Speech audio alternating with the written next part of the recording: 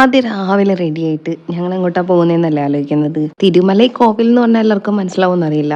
എന്തായാലും പുഷ്പ മൂവിയിലെ ആ ഒരു സോങ് ചിത്രീകരിച്ച അമ്പലം എന്ന് പറഞ്ഞിട്ടുണ്ടെങ്കിൽ റീൽസ് കാണുന്ന എല്ലാവർക്കും മനസ്സിലാവും അല്ലേ. അപ്പോൾ ഞങ്ങൾ രാവിലെ തന്നെയാണ് പോയത്. 6 മണിക്കാണ് ക്ഷേത്രം തുറക്കുക. ആ സമയത്ത് തന്നെ ഞങ്ങളവിടെ എത്തിയായിരുന്നു കേട്ടോ. തെങ്കാശി ഡിസ്ട്രിക്റ്റിൽ പൻപൊലി എന്ന് പറഞ്ഞ സ്ഥലത്താണ് ഈ ഒരു ക്ഷേത്രം സ്ഥിതി ചെയ്യുന്നത്.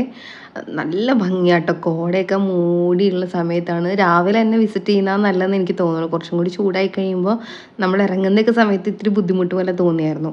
അപ്പോൾ മുരുകന് വേണ്ടിയിട്ടുള്ള ക്ഷേത്രമാണിത്. അതുകൊണ്ട് തന്നെ അവിടുത്തെ മുരുകനെ തിരുമലൈ കുമാരസ്വാമി അല്ലെങ്കിൽ തിരുമലൈ മുരുകൻ എന്നാണ് വിളിക്കുന്നത് കേട്ടോ.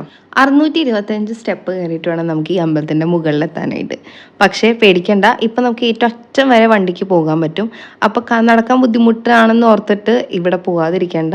പിന്നെ ഇപ്പോഴത്തെ ഈ ഒരു സ്ട്രക്ചർ അവിടെ പണി കഴിപ്പിച്ചിരിക്കുന്നത് തിരുവച്ചെൽവർ ശിവകാമി അമ്മയാരാണ്. 1784 ജനിച്ച് ആ ഒരു പ്രദേശത്ത് തന്നെ ഉണ്ടായിരുന്ന ഒരു വളരെ ഭക്തിയായിട്ടുള്ള സ്ത്രീയാണ് ശിവകാമി അമ്മയാർ. അവർ കല്യാണം കഴിച്ചിരുന്നത് കനകമുത്തു എന്ന് പറഞ്ഞ ഒരാളെയായിരുന്നു. കല്യാണം കഴിഞ്ഞ് കുറേ നാളായിട്ടും അവർക്ക് കുട്ടികളൊന്നും ഉണ്ടായിരുന്നില്ല. ആ ഒരു സമയത്താണ് മുസ്ലിം പുരോഹിതനായിട്ടുള്ള വാലാർ മസ്താൻ അവിടെ എത്തുകയും അവരുടെ അടുത്ത് കുടുംബദൈവമായ മുരുകന് വേണ്ടി ആ ഒരു മലമുകളിൽ ഒരു അമ്പലം സ്ഥാപിക്കാനും ആവശ്യപ്പെടുന്നത്.